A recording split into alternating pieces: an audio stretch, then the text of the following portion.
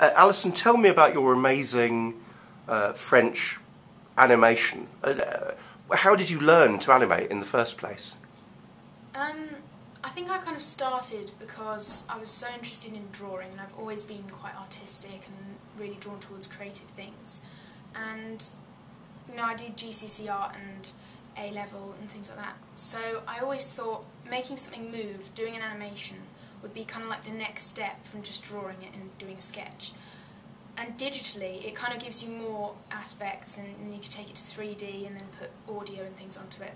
So I kind of started off with, I have my graphics tablet with the stylus pen, which is very similar to the pencil, if you're drawing on paper.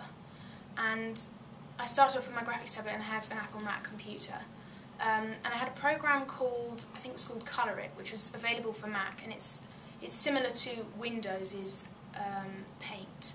So it's very basic. You have colours and you have all the same similar tools.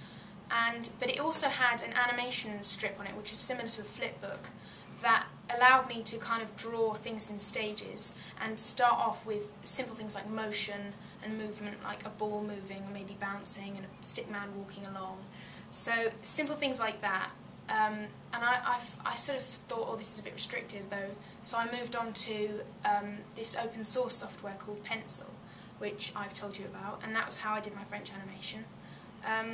And I would say that it's more sophisticated because you have more tools, you have layers, and you have onion skinning, which is allowing you to see a tracing of the previous frame.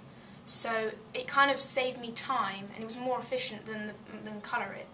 And also I could have audio and other things like that. And I think that one of the best things about Pencil is that it's open source, so it's completely free. There was a manual on the website, there were other people that had done things in the gallery and tutorials, so I could easily kind of look at what they've done and try and attempt doing something, for example, like a walk cycle with a character, or really simple things like drawing backgrounds and creating characters. And so now I'm currently learning to use Adobe Flash Professional, which is sort of taking it to the next step, which is a bit more complicated and more advanced, kind of a more professional view of it, because I want to make a career probably out of it.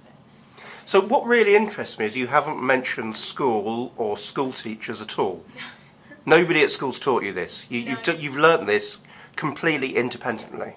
Yes, I've just gone off, and I think it's just out of my own interest, my own kind of, I don't know, just going off and thinking, I just want to try something and be more kind of independent and separate. And even though I was set, the homework was to do a review of this film that we did, Roméo et Juliet.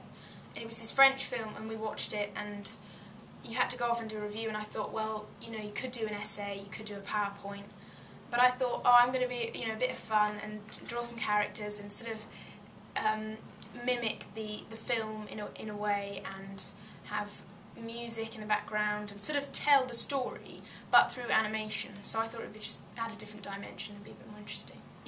But presumably you could use it. I mean, I'm guessing other classmates have looked at that and it's helped them in terms of their spoken French. It makes a kind of interesting, as you say, an open educational resource that can be shared on YouTube. Do you think there's an argument that schools should be bringing more of that type of, for want of a better word, 21st century engagement with the content that one learns, as opposed to a more traditional way of just sort of essays and speaking exercises? Is there a place for this? A place for animation? Yes, or any type of, if you like, what I would call non-conventional way of encouraging students to learn independently.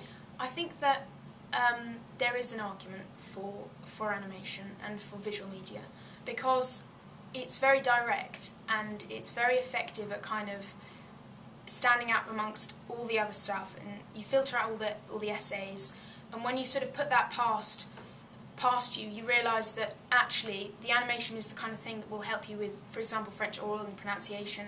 And I just found it really kind of a really different experience and a different approach to the homework than doing an essay. So I do think there is a place for it.